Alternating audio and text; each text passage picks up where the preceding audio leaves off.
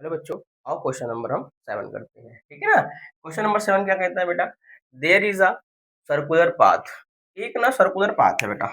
मैं आपको यहाँ पर बनाकर दिखाने की कोशिश करता हूँ। मान लो ये कोई सर्कुलर पाथ है, ठीक है ना। ये कोई सर्कुलर पाथ है, ये वाला, ठीक है ना।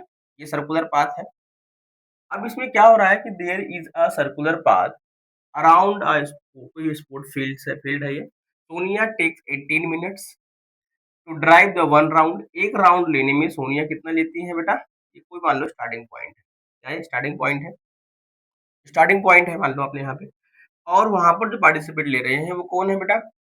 Sonia takes 18 minutes and Ravi takes 12 minutes. ठीक है ना। Ravi takes 12 minute for the same time. Same ground है आपके पास, फील्ड है। Suppose they both start at the same point and at the same time and go in the same direction. और मान लो एक ही डायरेक्शन में जा रहे हैं, सपोज दैट इस डायरेक्शन में जा रहे हैं। और यहाँ पे दोनों ही लोग क्या है बेटा? खड़े हैं, ठीक है ना। यहाँ से दोनों लोग की रेस शुरू हो जाती है। सेम पॉइंट पे एक ही डायरेक्शन में जा रहे हैं, ठीक है। अब ये बताओ भाई, सेम पॉइंट, ठीक है ना। After how many minutes will they meet again at the same starting point. अब ये दोनों लोग एक ही पॉइंट पे कब दोबारा मिलेंगे? जैसा कि आप देख पा रहे हैं बेटा, यहाँ पर 18 मिनट्स है, यहाँ पे 12 मिनट्स है। तो रवि की स्पीड ज्यादा है और सोनिया की स्पीड कम है, क्योंकि जो ज्यादा समय लेता है उसकी स्पीड क्या है? कम है।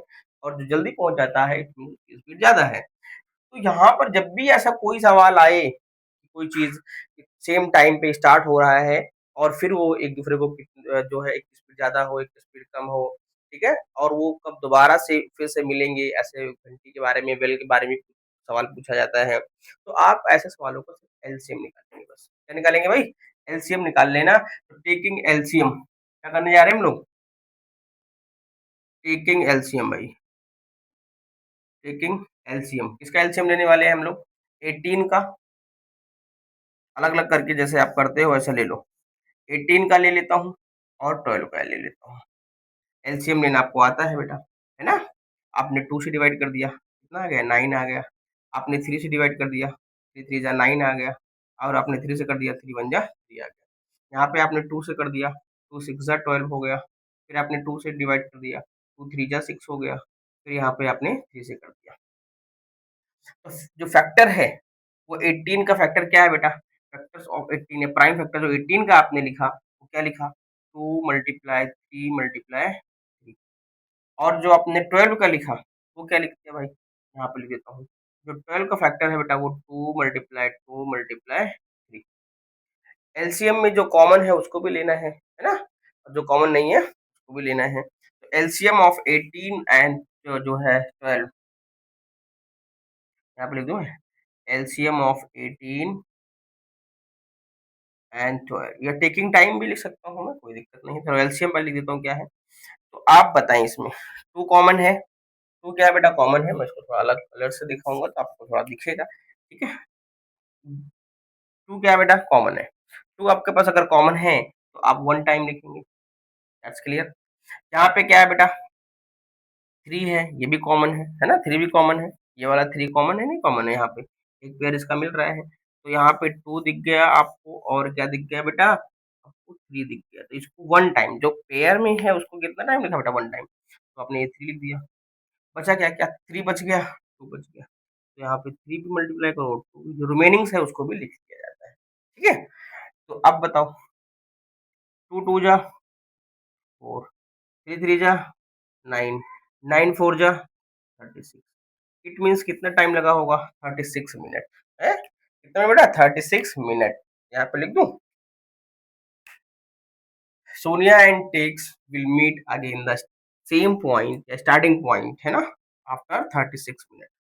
बेटा या मैं लिख देता हूँ, दे विल मीट अगेन। कहाँ पर बेटा? मीट अगेन, वो मिलेंगे दोबारा। कहाँ पर? आफ्टर, कब मिलेंगे भाई? 36। सेम पॉइंट पे होगी, ठीक है ना। कहाँ पर? Starting point. They will meet again starting point, starting point, ठीक है, आफ्टर 36 मिनट। 36 मिनट्स मिल जाएंगे भैया, कोई दिक्कत है?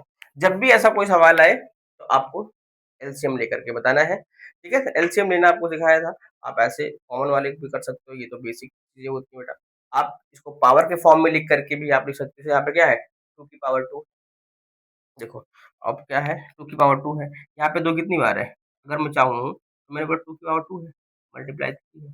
यहाँ पर क्या बेटा, 3 की पावर 2 है, यानी कि 2 मल्टीप्लाई 3 की पावर 3 है, सॉरी 3 की पावर 2 है, ठीक है? तो हाईएस्ट वैल्यू लेते हैं। एलसीएम में क्या होता है, हाईएस्ट पावर देखो, इसमें 2 और यहाँ पे 2 में ज़्यादा पावर कौन है? 2 की पावर 2, तो आपने क्या करा 2 की पावर 2, इसका मतलब यही तो हुआ भाई, इसका मतलब यही तो है बेटा 2 की पावर 2, इसका मतलब क्या है 2 की पावर 2।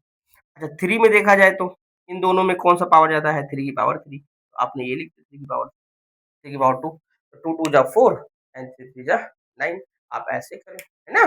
तो एलसीएम में हमेशा बड़ी पावर को देखा जाता है और एचसीएफ में छोटी पावर को देखा जाता है, इसे बोलते हैं हम लोग बेटा एलसीएम। एलसीएम एलसीएम और एचसीएफ में भी ऐसा होता है कम पावर में। तो आपको इस तरीके से कोई भी सवाल आए तो अब उसको आप easy to be find out कर सकते हो, कोई दिक्कत